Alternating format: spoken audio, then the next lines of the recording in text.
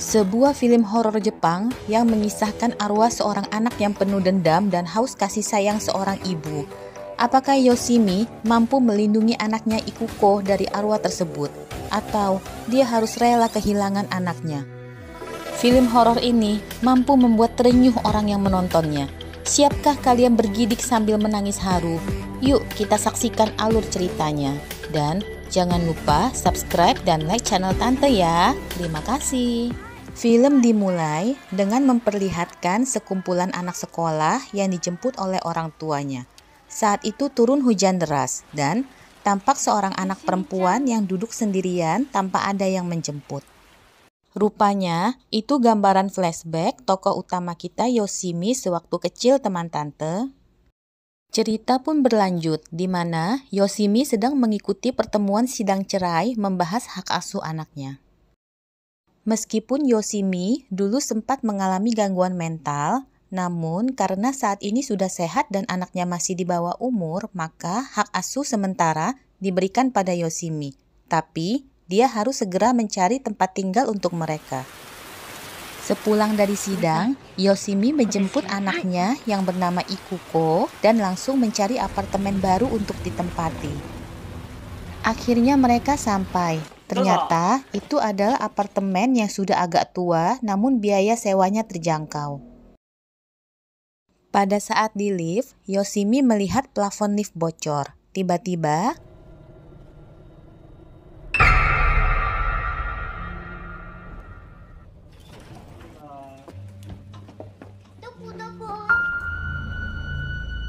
dan dari monitor CCTV lift, tampak sekelebat bayangan anak kecil dalam lift itu. Begitu sampai di unit apartemennya, Yoshimi langsung mengatakan bahwa suasana di dalam sangat lembab. Namun, agen properti meyakinkan bahwa itu hanya karena sedang musim hujan. Namun tiba-tiba Ikuko hilang. Yoshimi pun segera mencarinya keluar. Ketika sedang bertanya pada penjaga pintu, Yoshimi melihat Ikuko sedang di lift lewat monitor CCTV. Sementara itu, Ikuko yang sampai di atap gedung berlarian ke sana kemari dengan sangat senang dan melihat sesuatu yang membuatnya tersenyum. Akhirnya Yoshimi menemukan Ikuko dan bertanya dari mana Ikuko dapat tas itu. Ikuko menjawab dia menemukannya tergeletak di lantai. Yoshimi pun mengembalikan tas itu kepada penjaga pintu. Si penjaga mengatakan bahwa saat itu tidak ada anak kecil lain di apartemen itu dan Ikuko boleh mengambil tas itu, namun Yoshimi melarang. Dan akhirnya mereka pun pindah ke sana. Namun Yoshimi kaget menemukan noda rembesan di plafon pojok ruangan.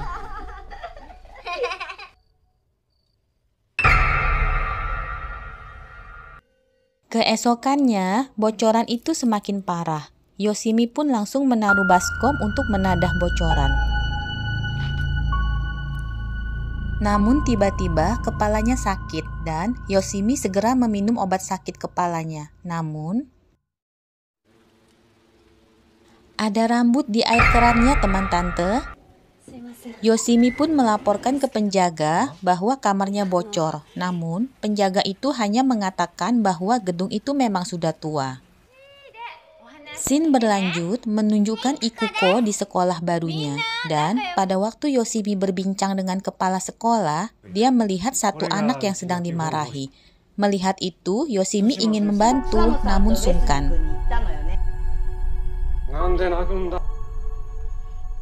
Ketika kembali ke apartemen, Yoshimi langsung beberes dan melihat tas merah yang ditemukan Ikuko kemarin ada di tempat sampah.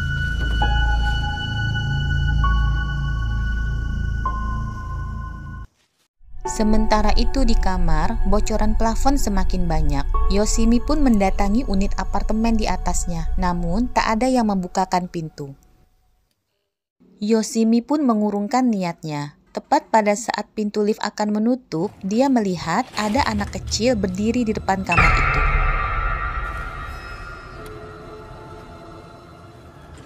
Sontak Yoshimi pun keluar kembali dan mengetuk pintu kamar itu lagi, tapi tetap saja tak dibukakan. Keesokannya, Ikuko menunggu Yoshimi menjemputnya dari sekolah karena sedang hujan. Namun, Yoshimi telat menjemput karena sedang interview di kantor barunya. Selintas, kenangan flashback Yoshimi waktu kecil pun muncul. Dia juga dulu sering telat dijemput ibunya. Akhirnya, Ikuko pun pulang sendiri. Di tengah jalan, dia melihat seorang anak kecil. Kembali ke Yoshimi yang akhirnya sampai di sekolah. Namun, gerbang sekolah sudah ditutup. Ya iyalah ya teman tante, udah malam soalnya. Tiba-tiba, dia melihat selebaran anak hilang yang ditempel di tiang listrik. Melihat itu, Yoshimi menjadi panik dan segera mencari Ikuko. Akhirnya, dia menemukan Ikuko sedang berjalan bersama ayahnya. Yoshimi pun langsung menarik Ikuko pulang. Di perjalanan pulang, Ikuko melihat sebuah keluarga sedang bermain kembang api. Melihat itu, Yoshimi pun membelikan kembang api juga untuk Ikuko. Tiba-tiba Ikuko berkata kalau dia hanya butuh ibunya saja. Yoshimi segera memeluk Ikuko dan berkata kalau dia bisa menghadapi apapun di dunia ini asal bersama Ikuko. Duh, tante jadi sedih loh. Sesampainya di apartemen, Yoshimi menerima pesan bahwa dia diterima bekerja. Mereka berdua pun berteriak kegirangan.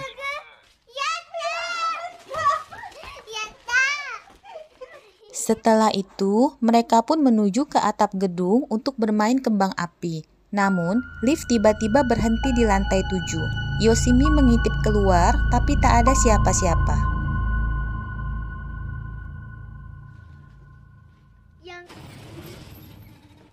Begitu sampai di atas,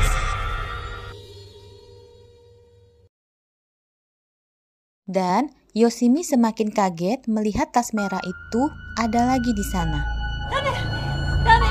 Ikuko yang sangat senang langsung mengambil tas itu, namun Yoshimi merampas dan membuangnya kembali. Scene berlanjut lagi di sekolah Ikuko yang saat itu sedang bermain petak umpet bersama teman-temannya.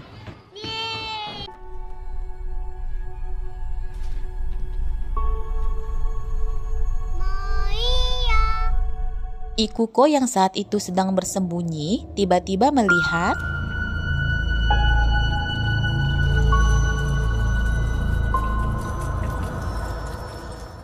beralih ke Yoshimi yang langsung ke sekolah karena mendapat kabar kalau Ikuko tiba-tiba muntah dan tak sadarkan diri.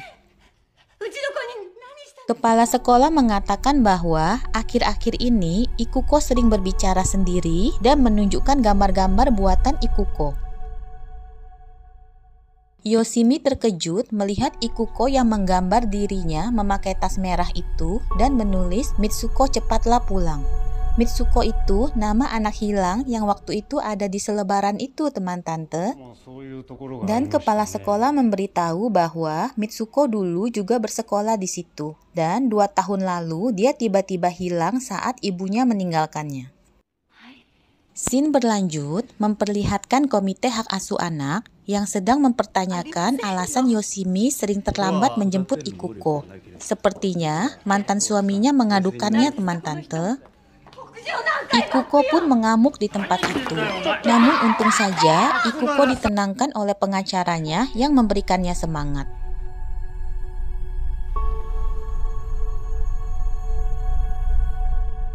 Sorenya, Yoshimi yang tertidur waktu menjaga Ikuko yang sakit bermimpi melihat Mitsuko, gadis yang hilang itu.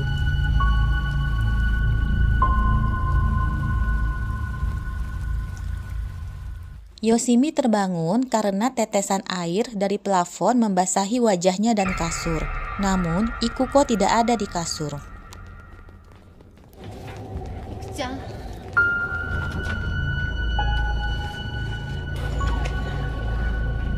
Ia pun segera mencari Ikuko ke atap gedung karena Ikuko sering bermain di sana. Tiba-tiba, Yoshimi melihat seseorang di belakang talang air. Namun, ketika disusul, Yoshimi tak melihat siapapun. Dia pun memanjat talang air itu dan melihat tas merah itu muncul lagi di sana.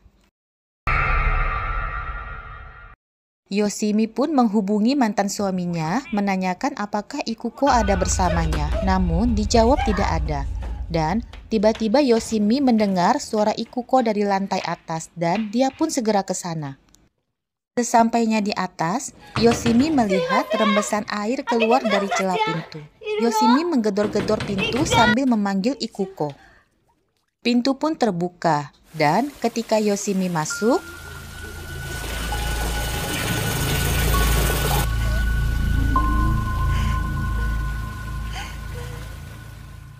akhirnya, Yoshimi menemukan Ikuko yang sudah basah kuyup. Namun, ketika Yoshimi ingin membawa Ikuko keluar,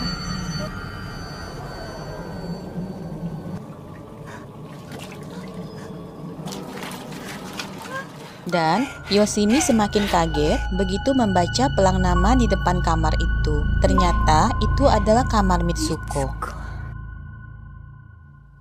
Keesokannya, pengacara Yoshimi datang ke apartemen dan melihat Yoshimi sedang membereskan barang-barang untuk pindah. Pengacaranya menasehatinya agar jangan pindah dahulu sebelum selesai sidang hak asuh karena akan mempengaruhi penilaian. Namun, Yoshimi menceritakan tentang kejadian semalam. Akhirnya, mereka bersama dengan pihak manajemen memeriksa kamar Mitsuko dan sangat terkejut melihat kondisi di dalamnya. Si pengacara pun meminta manajemen apartemen untuk segera memperbaikinya. Mereka juga memeriksa talang air di atas, dan pengacara itu mengatakan bahwa bayangan yang Yoshimi lihat semalam mungkin pantulan cahaya neon dari gedung sebelah yang mengenai talang itu. Akhirnya, plafon kamar Yoshimi pun diperbaiki, dan pengacara Yoshimi mengatakan bahwa usaha Yoshimi mendapatkan hak asuh Ikuko sedikit lagi akan berhasil. Malamnya, Yoshimi menemukan tas merah itu ada di dalam tas Ikuko.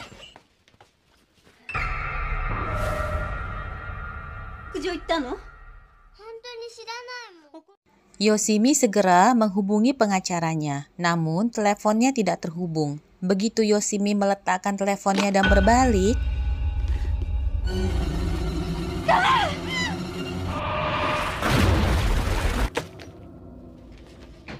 Yoshimi mengambil senter dan menyuruh Ikuko menunggunya di kamar. Dia pun pergi ke atap gedung.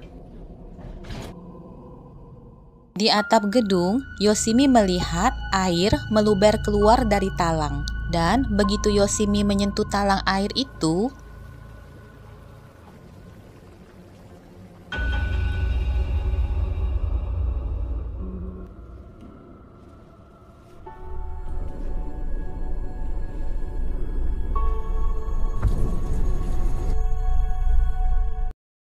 sementara itu, Ikuko yang sendirian di kamar dikejutkan dengan gumpalan rambut di keran air dan keran di bak mandi yang menyala sendiri. Kembali ke Yoshimi yang sedang memeriksa talang air. Dia mendengar suara gedoran dari dalam talang air itu dan tiba-tiba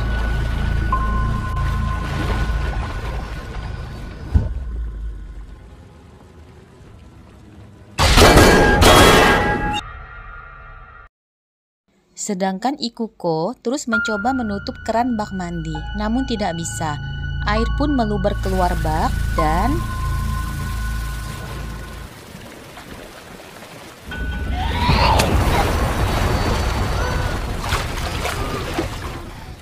begitu Yoshimi kembali ke kamar, dia sangat kaget menemukan Ikuko yang pingsan di kamar mandi. Seketika air di bak bergejolak. Yoshimi pun segera membawa Ikuko keluar.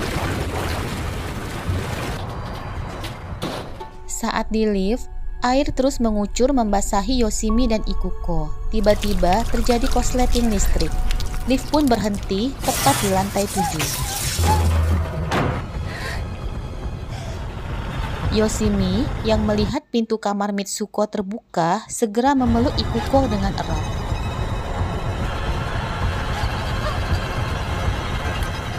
Namun, dia melihat Ikuko yang basah kuyup keluar dari kamar Mitsuko.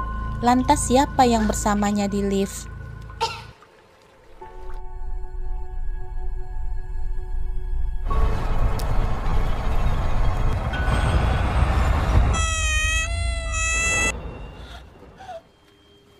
Begitu melihat ibunya di lift, Ikuko langsung berteriak memanggil. Namun, Yoshimi melarangnya mendekat. Mitsuko memang seorang anak broken home yang tidak pernah merasakan kasih sayang ibunya, sehingga dia sangat menginginkan cinta seorang ibu. Bahkan, dia meninggal karena terjatuh di talang air pada waktu bermain sendirian tanpa pengawasan ibunya. Karena sadar akan hal itu, Yoshimi pun memeluk Mitsuko dan mengatakan bahwa dia adalah ibunya. Itu semua demi melindungi Ikuko. Seketika pintu lift menutup dan Yoshimi menatap Ikuko dengan sedih. Lift pun naik ke atas meninggalkan Ikuko yang menangis memanggil ibunya.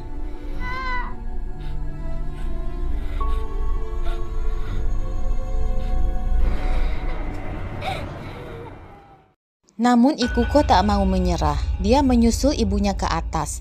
Dan pada saat pintu lift terbuka,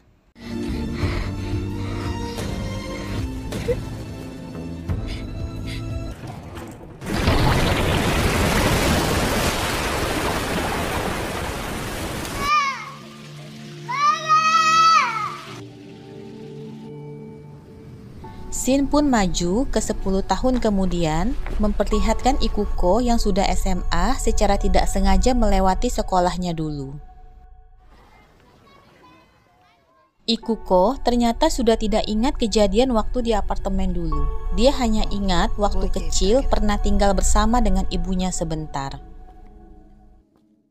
Namun saat itu, entah kenapa Ikuko merasa harus pergi melihat apartemennya dulu yang sekarang sudah menjadi apartemen kosong.